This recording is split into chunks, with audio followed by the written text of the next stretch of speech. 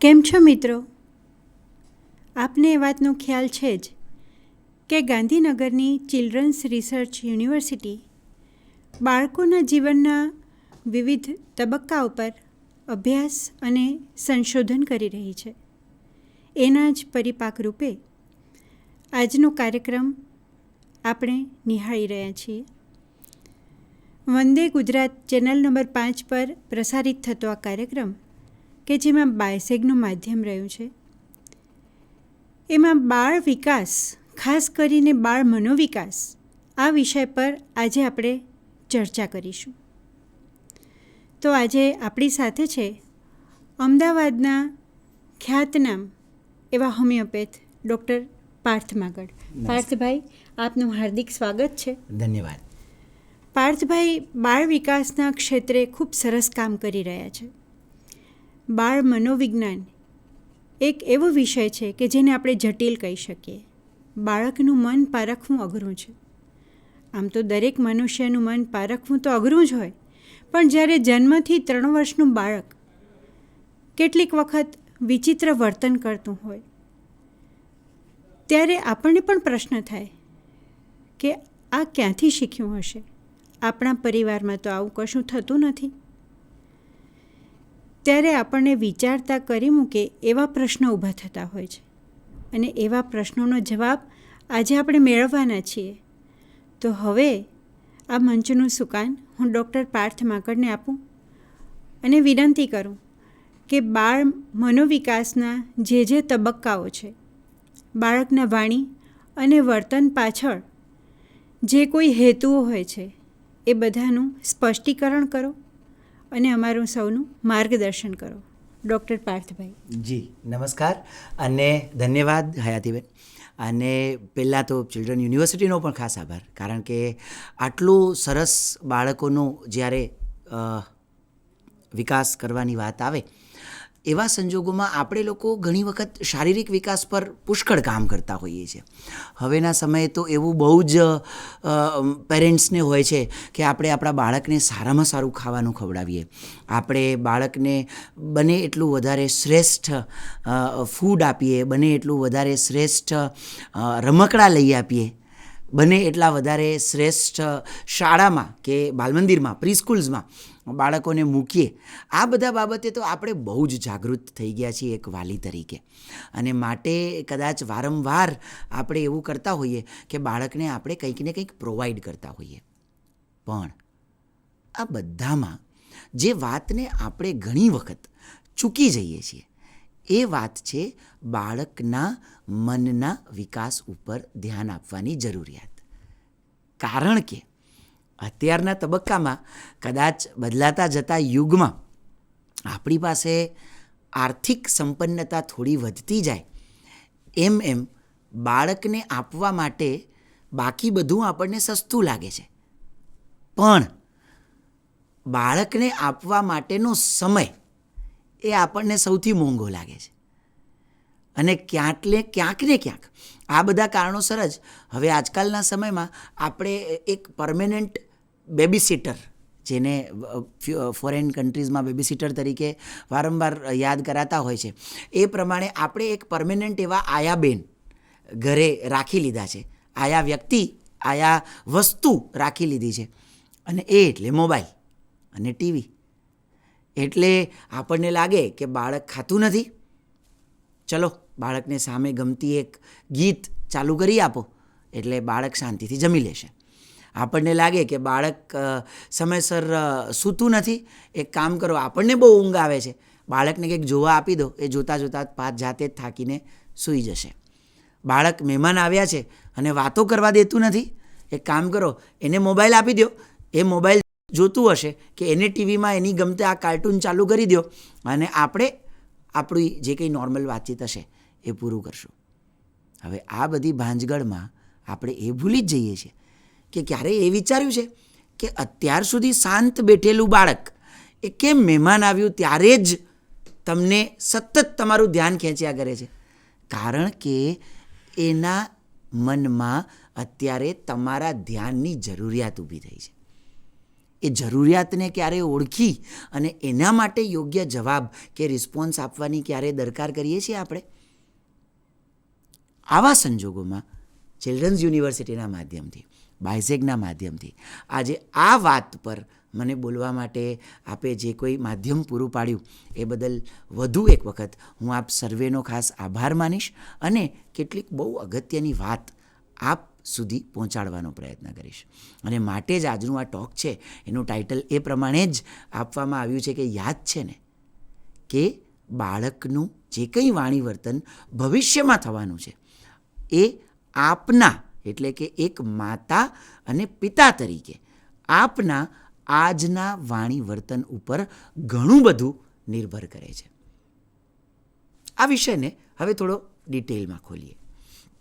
બાળકનો જ્યારે જન્મ થાય એ વખતે એના મનના કુલ 3 લેયર્સ છે.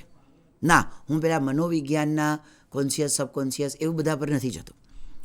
બાળક જે મન લઈને તમારી પાસે આવ્યું છે એના 3 લેયર્સ છે. આ લેયર્સને પહેલાં જોઈ લઈએ કે સમજીએ કે જાણીએ. એક લેયર છે ને એ બાળક એના પોતાના જન્માંતરના કોઈ એક ભાગ તરીકે તમારી પાસે લઈને આવ્યું છે. એનું કોઈ વૈજ્ઞાનિક કારણ નથી. એ બાળકની પોતાના એક જન્મ પાછળની કદાચ કોઈ જરૂરિયાત તરીકે એના મનમાં એના જન્મની સાથે જ એની અંદર એ રહેલું છે. બીજું એક લેયર છે. એ લેયર છે કે જે બાળકના ગર્ભ અવસ્થા દરમિયાન માતાનું જે કંઈ પણ મન રહ્યું છે, જે કંઈ પણ વિચારો રહ્યા છે, જે કંઈ પણ વાંચન રહ્યું છે, જાણે અજાણે કે ક્યારેક પરિસ્થિતિને વશ થઈને માતા ગર્ભાવસ્થા દરમિયાન જે પરિસ્થિતિમાંથી પસાર થયા છે અને એ દરમિયાનમાં એના મનની અંદર માનવ સહજ છે, એમાં કોઈ માતાનો દોષ નથી. દાખલા તરીકે કોઈ કૌટુંબિક ક્લેશ ચાલતા હોય, દાખલા તરીકે કુટુંબની અંદર બહુ અંગત કોઈ એવી વ્યક્તિ જેની સાથે માતા જોડાયેલી છે એનું એ સમયગાળા દરમિયાન એનાથી એ વિખૂટા પડવાનો સમય આવે છે કે દુઃખદ પરિસ્થિતિ નિર્માણ થાય છે, કોઈનું નિધન થાય છે અને એ સમયગાળા દરમિયાન માતાએ માતાનો દોષ નથી. પણ હા, જે કંઈ પણ પરિસ્થિતિમાંથી માતા પસાર થઈ છે એ પરિસ્થિતિની ઇમ્પ્રેશન્સ એ બાળકના મનમાં તો અચૂક છે.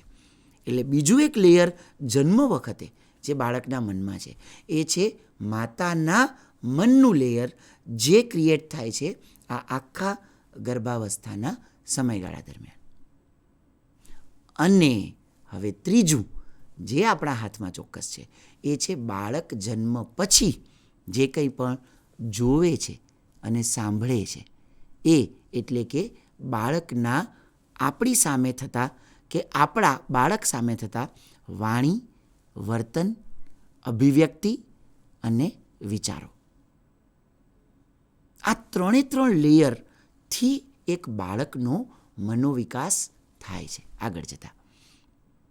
હવે આવા સંજોગોમાં આપણે જ્યારે બાળક જન્મે છે ત્યારે મહદઅંશે ક્યાંક ને ક્યાંક એવું ધારી લઈએ છીએ કે આ તો નાનું છે, એને શું ખબર પડે. પણ ચિલ્ડ્રન યુનિવર્સિટીના પ્લેટફોર્મ પરથી જ્યારે હું આ બોલું છું ત્યારે મને એની જાગૃતિ છે બહુ જ સારી રીતે કે ચિલ્ડ્રન યુનિવર્સિટીના પ્રોફેસર્સ, બધા એના સ્ટાફ એ બાબતે કેટલો બધો રિસર્ચ કરે છે ને કેટલું જાણે છે કે બાળક ઇન્ફન્ટ છે જ્યારે, એટલે કે 0 થી 1 વર્ષની વચ્ચેનું છે, ત્યારે બાળક અતિશય અવલોકનની ક્ષમતાઓ ધરાવે છે, કદાચ મારા કે તમારા કરતાં પણ વધારે. કારણ કે એ વખતે બાળક સતત જે કંઈ જોવે છે એને એમાંથી કંઈક સતત શીખવાના પ્રયત્નમાં છે અને માટે એનું સાતત્યપૂર્વકનું અવલોકન છે. એટલે તમે જ્યારે બાળક 2 મહિનાનું છે અને એ વખતે દાખલા તરીકે ઘરની અંદર પતિને ઓફિસ જવામાં બહુ મોડું થાય છે અને એને જરૂરી સામાન મળતો નથી અને ત્યારે એ જોરથી બૂમ પાડીને કહે છે કે ક્યાં ગઈ મારી બેગ, ત્યારે એ અવાજ, એ ટોન, એ પિતાનો વ્યવહાર, આ બધું જ એની આંખો જોવે છે, એના કાનમાં પડે છે અને એનું મન એમાંથી એનું પોતાનું એક ઇન્ટરપ્રિટેશન કરે છે, એટલે કે એનો પોતાનો એક ભાવ નિર્મિત થાય છે. એને ઓફિસ શું છે નથી ખબર, એને આ ફાધર છે એ પણ હજી કાચી ખબર છે. એને તો એટલી ખબર છે કે એક વ્યક્તિ અહીંયા આવ્યો, એ નોર્મલ કરતાં વધુ ટોનમાં બોલ્યો, એનો એ વખતે ચહેરાનો હાવભાવ એ થોડો અલગ હતો અને પછી ગયો. હવે જસ્ટ વિચારી જુઓ, આ જ વાતની લાંબા ગાળાની અસર કેટલી હોઈ શકે એ હું સમજાવતો નથી, કારણ કે મને લાગે છે ત્યાં સુધી આપ જો આ જોઈ રહ્યા છો તો આપમાં એટલી સમજ હશે જ કે આપ સમજી રહ્યા છો કે આનું ભવિષ્ય ઉપર કેટલા રિપોર્કશન્સ હોઈ શકે. અને હવે જ્યારે બાળક મોટું થાય અને ગુસ્સો કરે અને પોતાની ટ્યુશન જવાની કોઈ બુક એને ન મળે અને મમ્મી ઉપર જ્યારે ઘાંટો પાડે, ત્યારે આપણને એમ લાગે છે કે આજકાલના ટીનેજ બાળકો શું સમજશે, આવી રીતે મમ્મી સાથે વાત કરાતી હશે, અમે તો આવું ક્યારે નહોતા કરતા. ત્યારે તમે ભૂલી ગયા કે એ જ્યારે 2 મહિનાનું હતું ત્યારે એણે તમારી પાસેથી આ જોયું છે અને ત્યાંથી જ એને મળ્યું છે. એનો સોર્સ કયો બીજો? સો યાદ રહે કે બાળક જ્યારે ઇન્ફન્ટ છે ત્યારે પણ આપણા વાણી વર્તનની જાગૃતિ એટલી જ જરૂરી છે જેટલું જ્યારે બાળક સમજણું થાય કે મોટું થાય ત્યારે જરૂરી છે. હવે હું કેટલાક ઇન્ફન્ટ અને ટોડલર, આપણે 2 ભાગમાં વિભાજિત કરી દઈએ વાતને, 0 થી 1, 1 to 3. એનાથી આગળ ક્યારેક ભવિષ્યમાં વાત કરશું. તો 0 થી 1 ઇન્ફન્ટ, જ્યારે બાળક અતિશય નાનું છે, બોલતું નથી, ત્યારની લાગણીઓ વિશે હું કેટલીક વાત કરું. એના આધારે આપને એ માર્ગદર્શન મળશે કે જો આપનું બાળક આ ઉંમરનું છે તો આપણે આપણા વાણી વર્તનમાં શેનું ધ્યાન રાખવાનું છે. સૌથી પહેલાં વાત કરીએ છીએ ઇન્ફન્ટની. જ્યારે બાળક ઇન્ફન્ટ છે ત્યારે એ સૌથી પહેલી એની જે જરૂરિયાત છે એ છે સુરક્ષાની. અને સુરક્ષા એ ક્યાંથી મળે? સુરક્ષા મળે વિશ્વાસમાંથી, ટ્રસ્ટમાંથી, ભરોસામાંથી.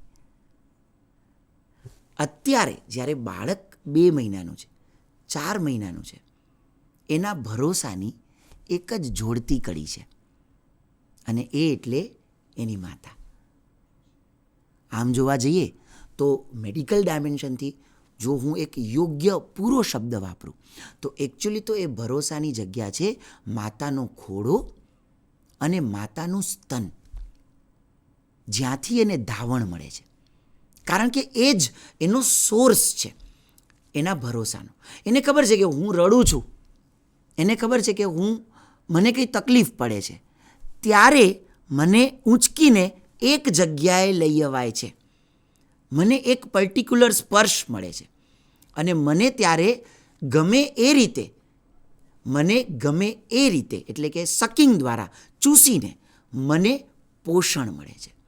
આ 3 વસ્તુ માટે જ ઇંગ્લિશમાં જે આર્ટિફિશિયલ નિપલ્સ આવે, જે દૂધની બોટલ આવે, એના ઉપર અથવા તો વિદેશોની અંદર જ્યારે માતા સતત અવેલેબલ ન હોય બાળક પાસે, ત્યારે એ લોકો પેસિફાયર્સ આપે. એટલા માટે જ આપે છે કે એને એ પ્રકારની જ ફિલિંગ મળી રહે, ધાવણની ફિલિંગ મળી રહે. અને એનું નામ છે પેસિફાયર. પેસિફાયર એટલે એવું સબસ્ટન્સ જે બાળકને શાંત કરી આપે, એના ચિત્તને શાંત કરી આપે. તો એવા સંજોગોમાં ખાસ ધ્યાનમાં રહે કે બાળક જ્યારે ઇન્ફન્ટ છે, 0 થી 1 વર્ષનું છે, ત્યારે એનો ભરોસો, ટ્રસ્ટ રહે એ બહુ જરૂરી છે. અને એ શેનાથી આવશે? પહેલી વસ્તુ સ્પર્શથી. એટલે માતા, પિતા અને ઘરના અન્ય સભ્યો ધીમે ધીમે તમારો સ્પર્શ બાળકનો ઓળખીતો કરતા જાઓ. ઘણી વખત એમ હોય કે પિતા બહુ સમય ન આપે તો એ સ્પર્શને ઓળખીતો ન કરે, પછી મોટું થાય ત્યારે તમે એમ કહો કે પિતા અને પુત્ર વચ્ચે સારા સંબંધ નથી. પણ એને જ્યારે એ સ્પર્શ ઓળખવો તો ત્યારની ઓળખાણ આપણી કાચી રહી ગઈ છે અને એ સીધી ઉર્જાની ઓળખાણ છે. એ ઉર્જા જ્યાં સુધી એ બોન્ડ નહીં હોય ને ત્યાં સુધી બહારના બધા બોન્ડ બહુ કાચા છે. એ તો વાણી વર્તન વિચારમાં ક્યારેક મોટેથી બોલાઈ જશે અને તરત તૂટી જશે. પણ એ જે 0 થી 1 વર્ષવાળો ભરોસાનો જે એ તંતુ છે ને એ નહીં વિખાય. માટે જ્યારે બાળક 0 થી 1 વર્ષનું છે ત્યારે એક વસ્તુ ધ્યાન રહે, આપણો અવાજ એ બાળકને ગમે એવો હોવો જોઈએ. એક સંગીત ચિકિત્સક તરીકે તો એમાં સંગીતનું મહત્ત્વ પણ અમે બહુ જોતા હોઈએ. પણ એના વિશે હું ફરી ક્યારેક વાત કરીશ. અત્યારે તો આપણે આપણા વાણી વર્તનને સંદર્ભમાં રાખીએ છીએ, માટે એ જ સંદર્ભમાં હું વાત કરી રહ્યો છું કે આપણે એ જોવાની જરૂર છે કે ક્યાંક ને ક્યાંક આપણો ભરોસાનો તંતુ રહે, અને માટે બાળકને યોગ્ય સ્પર્શ આપવો, યોગ્ય અવાજમાં જ વાત કરવી. ઘરના અન્ય સભ્યો વચ્ચે જો વિખવાદ કે વિવાદનો સંદર્ભ આવે તો મેક શ્યોર કે બાળક જે રૂમમાં છે એ રૂમ છોડી અને બીજા રૂમમાં જઈને વાતચીત થાય. એવું બિલકુલ ન ધારતા કે મારું 4 મહિનાના બાળકની સામે હું અમારા એકબીજાના કોઈ પણ, પછી એ સાસુ વહુના ઝઘડા હોય, એ પિતા અને પુત્ર એટલે કે બાળકના દાદા અને બાળકના પિતા વચ્ચે કોઈ નાનો મોટો મતભેદ હોય, કે પછી એ માતા અને બાળકના પિતા વચ્ચેનો મતભેદ એટલે પતિ પત્ની વચ્ચેનો મતભેદ હોય, કે એ પડોશી સાથેનો મતભેદ હોય, કે ફોન પર થતી ઓફિસના કલીગ સાથેના મતભેદની વાત હોય, કોઈ પણ એવી વાત જેમાં ગુસ્સો, બીજા શબ્દમાં કહું તો ઇરિટેશન, એ જ્યાં રિફ્લેક્ટ થતું હોય, બાળકથી દૂર જઈને થાય એ જરૂરી છે. હવે વધુ એક સલાહ આ જ ઉંમરના કિસ્સામાં માતા અને બાળકના સંબંધ સાથેની. જો માતા તરીકે આપ આ સાંભળી રહ્યા છો તો એક વાત યાદ રહે, આપ જ એમનું સર્વસ્વ છો, આપ જ એમનો ભરોસો છો, આપ જ એમના અસ્તિત્વનું કારણ તો છો જ, પણ અત્યારે જે એમનું અસ્તિત્વ આપથી છૂટા પડ્યા પછી જે વિકસી રહ્યું છે એનું પણ કારણ આપ છો. માટે જો આપને કોઈ પણ તકલીફ પડતી હોય બાળકને રાખવામાં, તો એ તકલીફનો કડવો ઘૂંટડો પી જ જવો પડશે. માફ કરજો, એક કાઉન્સિલર તરીકે જનરલી માતા સિવાય આ સલાહ અમે ક્યાંય ન આપીએ. એવરીવેર અમારી સલાહ કોમન હોય, આપને જે તકલીફ પડતી હોય આપ અભિવ્યક્ત કરો, પણ માતા તરીકે આપને તકલીફો પડતી હશે જ, પણ એની અભિવ્યક્તિ બાળક સાથેના વાણી વ્યવહારમાં જરા પણ ન થાય એ બાબતની જાગૃતિ રાખવી જ પડશે. હા, સાંજે રાત્રે ઘરે આવે ત્યારે પતિ પાસે આ વાત ચોક્કસ કરી શકાય, અને હું ખાસ પિતાઓને પણ એ કહીશ કે એમની માતા અત્યારે બહુ જ પ્રકારના લાગણીના આવેગોમાંથી પસાર થઈ રહી છે. હોર્મોનલ આવેગો પણ છે, એને માતા તરીકે એને ધાવણ આપવામાં ક્યારેક કંટાળો પણ આવતો હશે, તો માતાને હું એ કહીશ કે તમારો એ કંટાળો અભિવ્યક્ત નથી જ કરવાનો બાળક પાસે, પણ પિતાને હું એ કહીશ કે કંટાળાવાળી માતા જ્યારે રાત્રે તમારી પાસે એ વાતનું રિફ્લેક્શન આપે ત્યારે તમારે સાંભળવું પડશે, કારણ કે એની પાસે એ જ જગ્યા છે. પણ અત્યારે આપણા ટૉપિકના સંદર્ભમાં જો હું માતાઓને કહું તો ખાસ યાદ રહે, ઉજાગરા થશે. બાળક જ્યારે થોડું મોટું થાય, દાંત આવવાની શરૂઆત થાય, 5 મહિને 6 મહિને દાંત દાખલા તરીકે આવી જાય, અને એ વખતે ધાવણ ચાલુ હોય તો કદાચ થોડા બટકા ભરી લેશે, જેને કારણે તમને બહુ જ દુખાવો થશે, તમારી કમર દુખતી હશે, તમે કંટાળી ગયા હશો, તમે કેટલાય સમયથી ફિલ્મ નથી જોઈ, તમે કેટલાય સમયથી બહાર ફરવા નથી ગયા, તમારા મિત્રો સાથે શાંતિથી વાત નથી થઈ, તમને બહુ જ કંટાળો આવે છે, તમને બહુ જવાબદારી લાગે છે. વાત બધી જ સાચી, પણ આમાંનો એક પણ કંટાળો કે ફ્રસ્ટ્રેશન એ ઇરિટેશન એટલે કે ચીડિયાપણાના સ્વરૂપે એમના સુધી રિફ્લેક્ટ ન થાય, એ ધ્યાન તમારે ચોક્કસ રાખવું પડશે.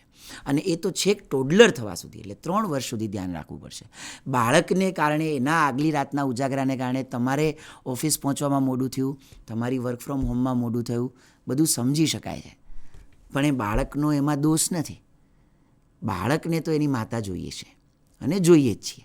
સો એને 100% આપી શકાય, એના માટે જરૂરી વાતાવરણ ઊભું કરી લેવું, મનની અંદર સ્થિરતા કેળવી લેવી, પણ બાળક સાથેનો બોન્ડમાં પોતાના તરફથી ચીડિયાપણું એ તાત્કાલિક, એટલીસ્ટ ઇન્ફન્ટ એજ ગ્રુપમાં 0 થી 1માં તો એ રિફ્લેક્ટ ન જ થાય, એના માટે જરૂરી જાગૃતિ અચૂક રાખવી.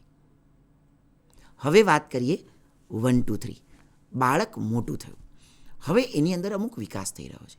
એક તો મારાપણાની ભાવના, આઈ, મી, માય સેલ્ફ, આ વિકસી રહ્યું છે.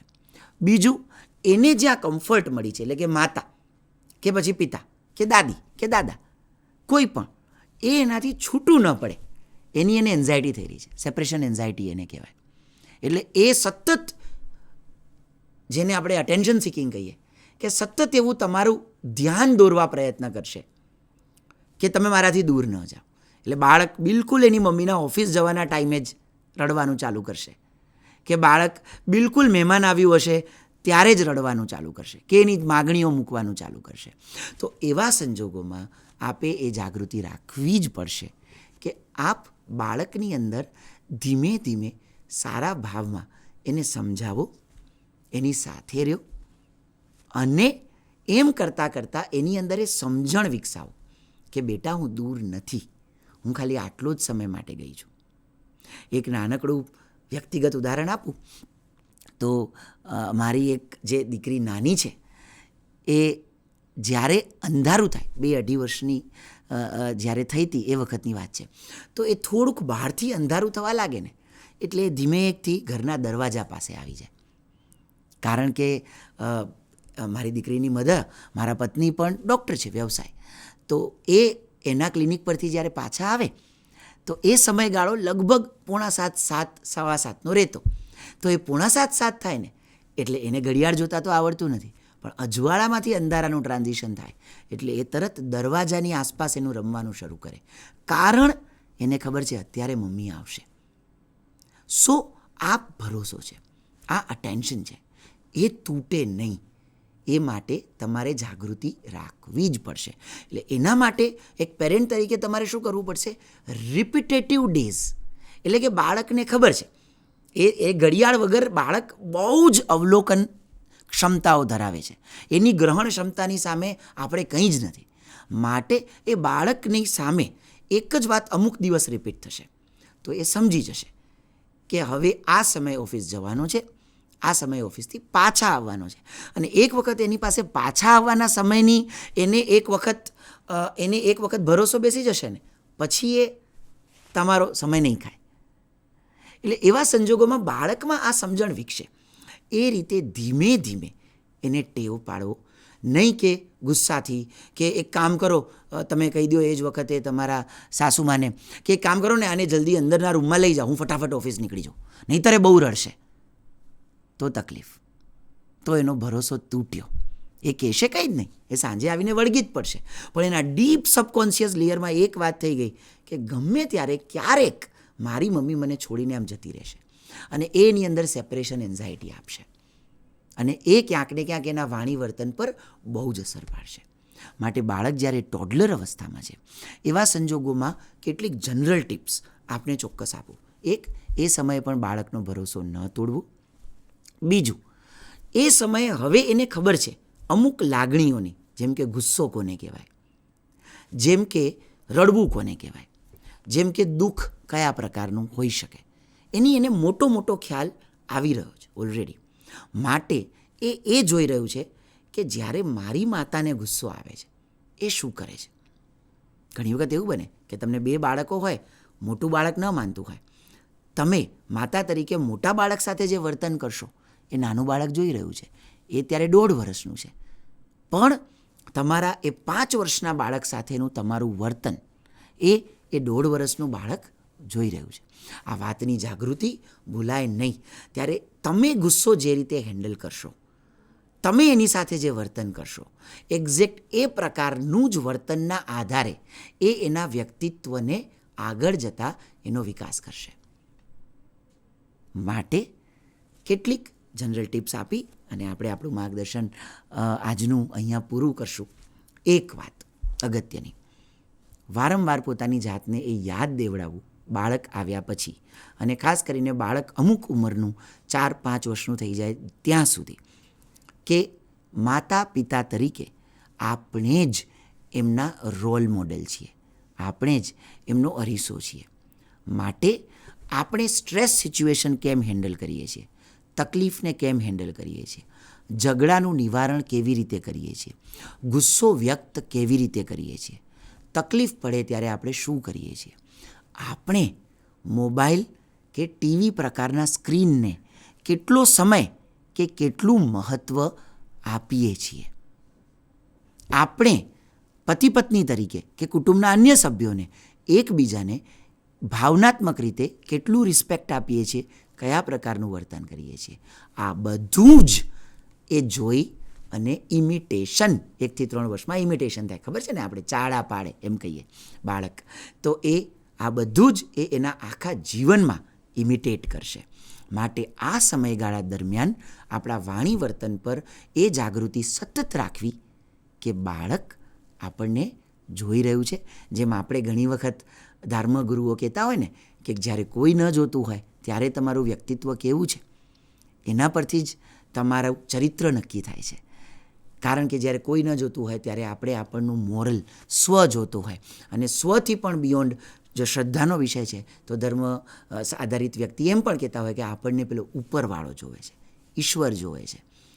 એ જ રીતે તમે જ્યારે એક બાળકના માતા પિતા છો એ વખતે યાદ રહે કે આપણા પ્રત્યેક વાણી વર્તનને આપણું બાળક જોવે છે.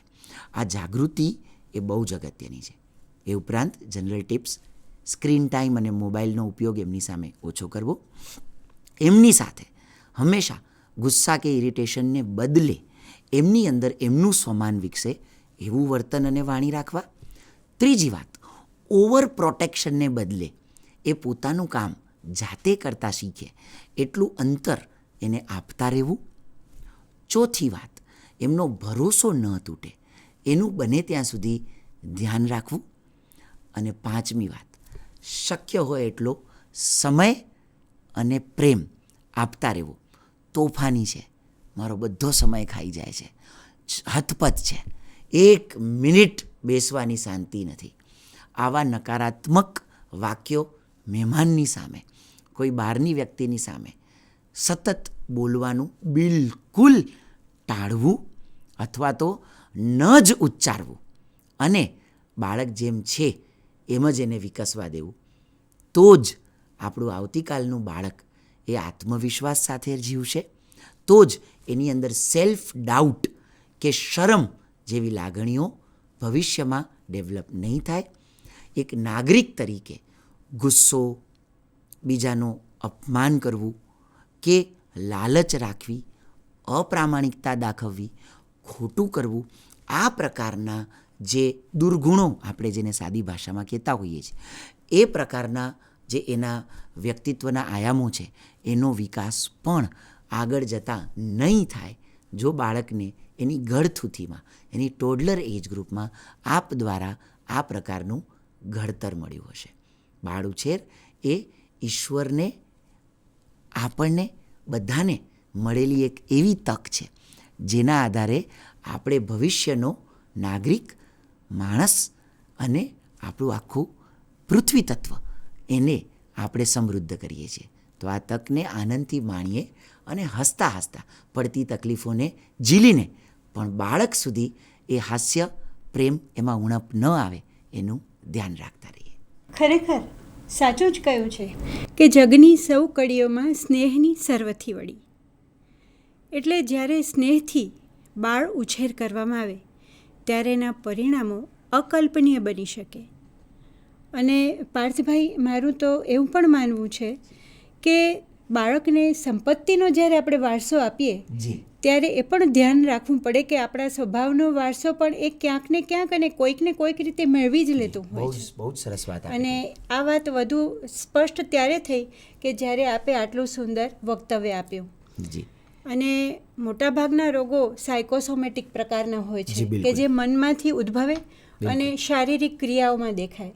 તો જ્યારે આપણે બાળકને સંપૂર્ણ રીતે શારીરિક અને માનસિક રીતે સ્વસ્થ રાખવું હશે ત્યારે એના મનના વિચારોનો પણ ખ્યાલ રાખવો પડશે. જી, બિલકુલ. એના મનમાં જે કોઈ ઉદ્ભવે છે તરંગો, એ તરંગોને કઈ દિશામાં વાળવા એ અઘરું કામ પણ અશક્ય નથી. એ માતા પિતાએ કરવાનું છે. અને આજના માતા પિતા કે જે ખાસ કરીને બંને વર્કિંગ છે એમના માટે આ એક ચેલેન્જ છે. બહુ જ. પણ તેમ છતાં આપનું વક્તવ્ય એ માટે ખૂબ માર્ગદર્શક બની રહ્યું. એટલે પાર્થભાઈ, આપનો હું ચિલ્ડ્રન્સ રિસર્ચ વતી અમારી યુનિવર્સિટી વતી ખૂબ ખૂબ આભાર માનું છું. અને અમે અવારનવાર આવા વક્તવ્યનો લાભ લેતા રહીશું એ હું પ્રોમિસ પણ લઉં છું આપની પાસેથી. ચોક્કસ. મને ગમશે કે આપના માધ્યમથી સમાજમાં બહુ જ નાની છતાં અગત્યની જાગૃતિ ફેલાવવાના માટે એક માધ્યમ બનવાનું આવે તો એનો મને આનંદ છે. જી. આભાર સર. આભાર દર્શક.